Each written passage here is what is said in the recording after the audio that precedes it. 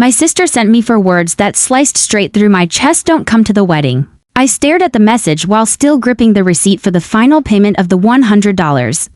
I'd poured into her perfect ceremony. I thought the text was the betrayal. But what I found in the contracts later made that message look gentle. I'm Amanda Cole, the one everyone counted on, not because they loved me, but because I never complained. My family handed me responsibility the same way you hand off chores to the kid who doesn't argue. Being the dependable daughter was never a compliment. It was a cage disguised as trust. In Spokane, I learned early that staying calm wasn't a personality, it was survival. Helen, my mother, called me steady, which really meant invisible enough not to require her energy. Lily, on the other hand, was treated like glass, fragile, delicate, and always wrapped in protection while I raised myself in the background. While Lily got soothing hugs and emergency comfort trips, I walked myself to school, signed my own field trip forms, and made microwave noodles alone. Mom was always busy chauffeuring Lily to yet another hobby she'd abandoned in 2 weeks. Dad, Rob, avoided every emotional conflict by staying silent, pretending neutrality while his silence always landed on their side. By adulthood, the pattern was carved in stone. Lily expected rescue, and I delivered it every time. She lived in a world cushioned by help. I lived in the world where needing anything was a burden. So when she got engaged to Connor, the charming, polished, perfect guy, I already knew Mom would call me with duties, not affection. That night, Helen didn't even ask how I was. She went straight to, Amanda, Lily wants a beautiful dream wedding and you're so good at managing things. And just like that, my 6-month sentence began. Invoices, deposits, vendors. Endless calls. Every detail of that wedding became my responsibility and my expense. I paid for the dress, watched Lily cry happy tears in the ballroom she adored, and covered her imported flowers without blinking. Every payment glowed across my Seattle laptop, and I convinced myself that maybe, finally, I mattered. I thought I was planting a seed in our relationship, but I was just financing my own betrayal. Then the shift came quietly, small enough to ignore if I'd been the naive sister I used to be. The planner suddenly stopped CCing me,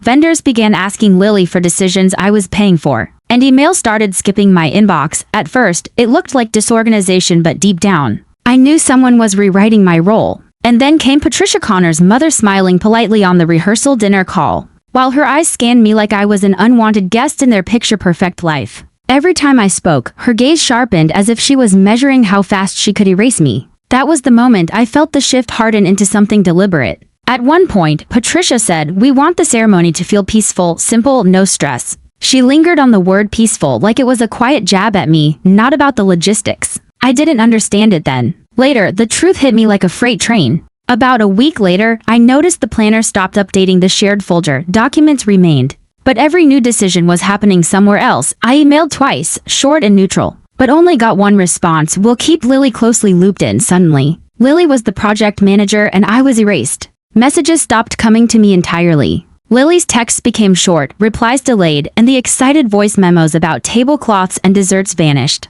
One afternoon, I asked about the seating charts, something she used to beg me to review, and she hung up after a single sigh. "Let me think about it." A week before the wedding, my phone lit up with Lily's name. I smiled, expecting a last-minute request or a thank you. Instead, the message hit like ice: "Don't come to the wedding." I reread it 3 times, hoping for context, a joke, an apology. Nothing. I called, voicemail. Called again, voicemail. Finally, I texted, "What's going on?" The 3 dots blinked, vanished again. 20 minutes later, Mom called, soft, cautious, "Amanda, don't take it personally. Patricia wants to avoid tension. Lily wants everything smooth." Heat rose in my neck. "You're the strong one. You understand." That old, familiar excuse wrapped around me like a noose. I hung up before she could finish. That night, I sat alone in my dim kitchen, contracts open on my laptop, heartbroken, furious, humiliated. None of it. Instead, clarity prickled sharp, cold, electric. Scanning the documents with fresh eyes, one detail pulsed like a secret beacon. Every contract, every payment, every agreement was under one name, mine, Amanda Cole. I leaned back, a calm heavier than anger settling into my bones. Cancellation rights, final approvals, primary decision-making all mine. The florist, me. The band, me. The decor, me. The transport, me. Every corner of Lily's perfect day, the only authority was me. My pulse raced not from fear but awakening. At 12:47 a.m., I opened a new email. "Hello, Kimberly," I typed to the venue coordinator. "As the signer on this event, I am formally requesting cancellation effective immediately." I paused, drew a slow breath, and hit send. One email, then another, then another. Sent to every vendor and coordinator who had always called me the responsible sister. The responses came faster than I anticipated. Received, understood. Will process the refund according to policy. Thank you for the notice, Amanda. No questions, no hesitation. Because I wasn't asking, I was exercising the authority they had always assumed I would never use. Around 2 a.m., I dialed the Coastal Group, the catering team. The manager, Michael, who had spent weeks perfecting Lily's dream menu, answered half asleep. Amanda, everything. All right, I'm canceling, I said calmly. I'm the signer. Please proceed under contract terms. He exhaled slowly. I figured something like this might happen. We'll take care of it. Next came the florist, the band, and the transport team. Each call was the same: calm acknowledgement, professional compliance, quiet understanding. By 3:30 a.m., my inbox overflowed with confirmations. The wedding was unraveling silently, efficiently the way I had built it. At dawn, I closed the laptop. Outside, the sky was the soft, silver-gray Seattle shows after a long night. I stretched, poured coffee, and felt my chest lighter than it had in years. They told me not to come to the wedding. Fine. I wasn't coming. I was taking the wedding with me. The morning after, my phone looked like it might melt from missed calls and voicemails stacking endlessly. I ignored them all, instead making breakfast the way I always had: eggs, toast, black coffee. The quiet routine steadied me more than any apology ever could. Around noon, the first domino fell. A message from the venue coordinator appeared. Lily and her family had arrived,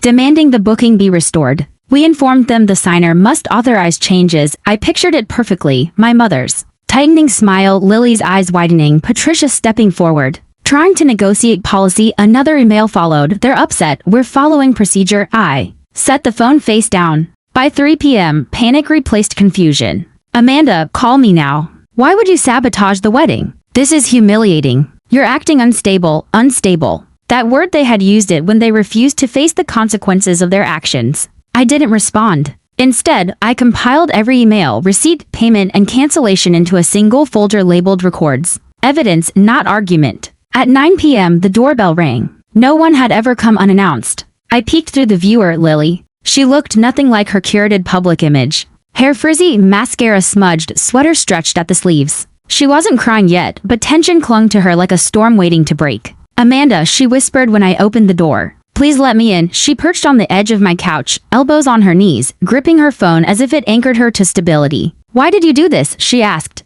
I kept my voice calm. You told me not to come. She shook her head. It wasn't meant literally, I replied. Texts are literal. She glanced down, unsure. I was told it might be calmer if you weren't there. Patricia said you're too intense. I couldn't help the laugh that escaped intense. Patricia had no idea. Lily twisted her fingers. I didn't think you'd react like this. How did you think I'd react? I asked. She stayed silent. Mom said you wouldn't mind. You're strong. I heard that sentence again, the one they weaponized. I stood. I canceled because I am the signer. Because I was removed. Because you expected my money without inviting me. Her chin trembled. We need the wedding back. They said it can't go forward without you. The venue told us to contact the signer. They waited in the lobby like intruders. I nodded once. You were the ones who wanted me gone. She blinked hard. Amanda, please just sign it again. Put it back. Connor's family is furious. You wanted me gone. Now you want me back because you need what I provided, not who I am. The doorbell rang again, 3 sharp presses. Lily flinched. I opened the door. Mom stepped inside first, her face taut with a mix of anger and desperation. Behind her, Patricia stood perfectly composed, though the rigid posture betrayed her scramble to maintain control. Mom started sharply. Amanda Marie Cole, what is the meaning of this? I folded my arms. The meaning of what? Canceling the wedding, she snapped. You're embarrassing us. I erased myself first, I said. Mom waved her hand. We did what was necessary to keep things peaceful. You broke the peace, I replied. You removed me from the wedding I paid for. Patricia stepped forward, voice clipped. We needed a harmonious environment. You complicate things. I stared at her. This is me calm. Completely calm. She faltered, then regained a mask of composure. Your behavior proves our concern, Patricia said. My behavior? I repeated. I sent polite cancellations. Meanwhile, you told everyone I was having a breakdown. Patricia looked away. Mom didn't. Mom crossed her arms. Fix this, Amanda. No, I said simply. Lily's voice broke, please. The venue said you're the only one who can authorize the reinstatement. They said we'd have to ask you. Her voice cracked. She wasn't used to asking me for anything besides money. Then ask, I said quietly. Ask properly. She swallowed hard. Amanda, please sign it. No. Her knees buckled and she sank into the couch. Mom gasped softly. Patricia stiffened. Why? Lily whispered. Why are you doing this to me? I'm not doing anything to you, I said. I'm doing something for myself. Silence swelled in the room. Then I delivered the line I'd rehearsed in my mind for months. You removed me from your wedding. So I removed your wedding from my name. Mom's breath hitched. Patricia turned pale. Lily covered her mouth, eyes wide and shattered. No more calls, I added. No more texts. No more using my strength as your excuse. Mom reached for me, but I stepped back. Please leave. They stared, waiting for the familiar softening, the surrender. It didn't come. Eventually, they filed out, stunned, defeated, scrambling for a new story to tell the world. When the door clicked shut, I exhaled. Not triumph, just release. A life finally returned to its rightful owner. In the days that followed, the chaos around the canceled wedding swirled louder than anything I'd experienced. Yet my own world grew quiet, almost lighter, as if removing myself from their expectations had opened a window I didn't know was sealed shut. Vendors continued confirming cancellations, refunds, and closed accounts. Every line affirmed one truth: I had acted within my rights. No drama, no breakdown, just a woman reclaiming what she once gave away too easily. My mother called for a week straight. I didn't answer. Each voicemail sounded less angry, more confused, as if she couldn't understand how her daughter, who never pushed back, had suddenly learned how. Where noise used to live, I found space. I started therapy again, returning to Dr. Marlene's quiet office. For the first time, I spoke only about myself, my needs, my wants, my boundaries. I joined a women in tech mentorship circle. Wednesday nights became the highlight of my week. Women who spoke plainly, asked directly, and never punished each other for having boundaries.